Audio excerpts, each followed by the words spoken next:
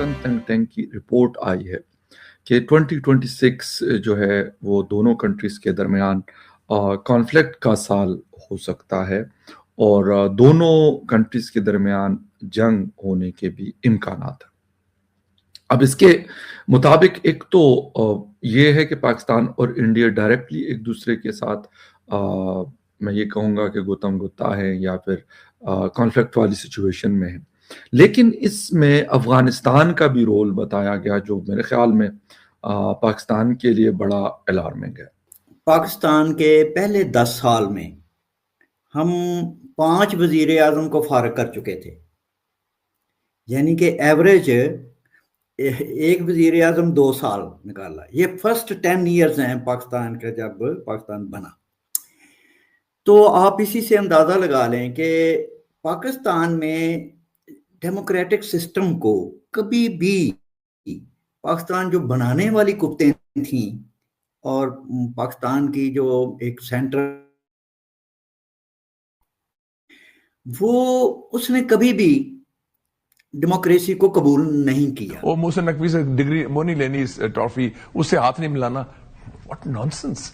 ये चोर लाई के साथ किया था उसने जॉन फॉस्टर डलस ने 1954 में जिनीवा मीटिंग में।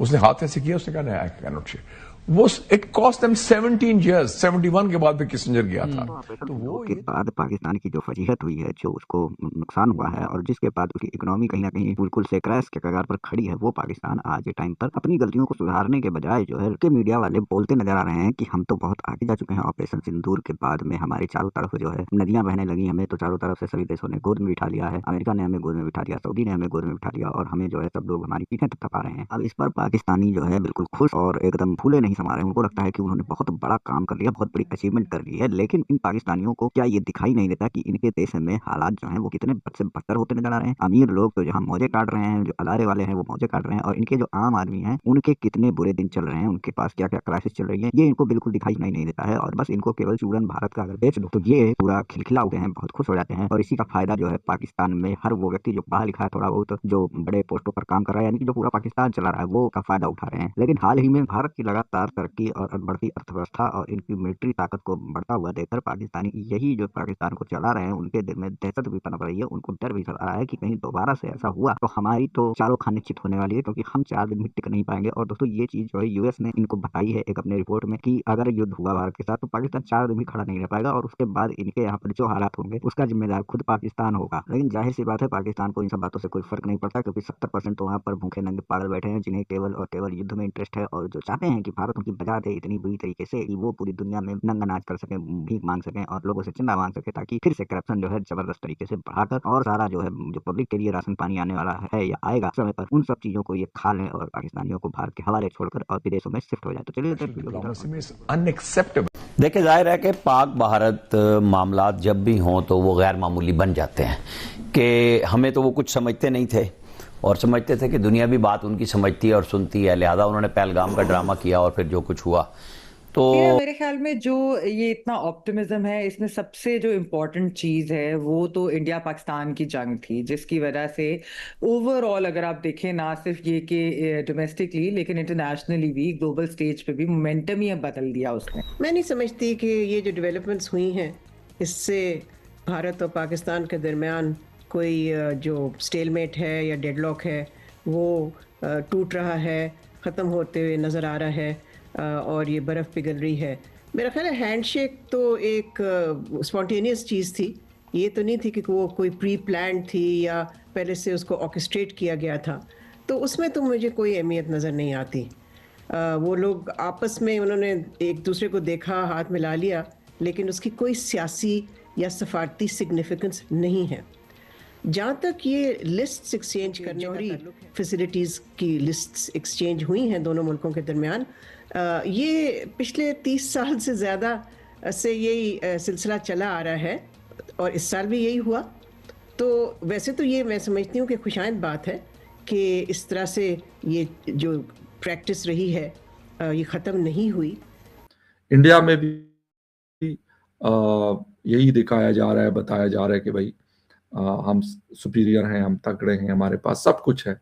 मैं इसमें कोई शक मुझे नहीं है कि उनके पास बहुत कुछ है, अगर सब कुछ नहीं है तो बहुत कुछ है, मिसाइल हैं, जहाज हैं, ड्रोन्स हैं, S-400 सिस्टम है, बड़ी फौज है, एक बड़ा बजट है, बड़ी इकोनॉमी है, बड़ी पॉपुलेशन, बड़ा मुल्क है, ये सारी चीजें हैं इंडिया के पास। अच्छा, फिर उसके जवाब में पाकिस्तान की अगर बात की जाए तो पाकिस्तान में मई के बाद और कुछ हुआ हो या ना हुआ, 2 मई के वाकयात, एक 2023 9 मई और एक 10 मई या बल्कि 6 मई 2025। इसमें 2 चीजें दोनों में जो मुश्तरक है, उसमें कहा गया कि जी इदारों पे हमला हुआ मई 2023 में, जो इंटरनल एक मसला था पाकिस्तान तहरीक इंसाफ के लोगों के हवाले से।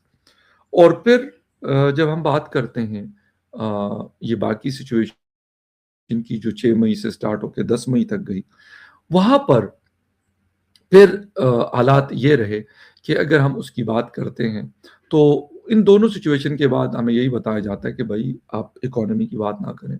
25 इंडिया है, जिसके मुताबिक इंडिया जो है वो 6 new generation diesel electric attack submarines, जिनके अंदर हर तरह के फीचर्स होंगे, एयर डिपेंडेंट, प्रोपोर्जन एटसेट्रा, और एक जर्मन इंडियन कंसोर्शियम है, वो इसमें नेगोशिएशंस में चल रही हैं। फिर इसके अलावा इंडिया जो है वो स्कॉर्पियन सबमरीन्स जो हैं वो भी ले रहे हैं। ये स्कॉर्पियन क्लास इन्हें सबमरीन कहा जाता है। वो जो के अलावा ये 3 हैं, ये भी अंडर डिस्कशन है। न्यूक्लियर पावर्ड सबमरीन्स जो हैं दे आर देयर। इंडिया जो है वो 2 न्यूक्लियर पावर्ड अटैक सबमरीन जो है वो डोमेस्टिकली एक लॉन्ग टर्म इनका प्रोग्राम है। इंडिया का डोमेस्टिकली मसला ये रहता है कि ये इतनी जल्दी चीज़ें नहीं कर पाते। लेकिन जो चीज़ मैं आपको बताना चाहता हूँ आज, दैट इज़ वेयर के इंडो पैसिफिक के अंदर, इन दी इंडो पैसिफिक, जहाँ पे इस वक्त बड़ी गेम हो रही है लॉन्ग टर्म, अगर आप देखें इसको तो वो अगर आप देखें तो आपको पता चलेगा कि Indians are preparing a lot. अब ये देखिए कि हमारे कितने बड़े बड़े जो इकोनॉमिस्ट हैं वो सारे ये कहते हैं कि इंडिया पाकिस्तान ट्रेड में पाकिस्तान का ज़्यादा फ़ायदा है।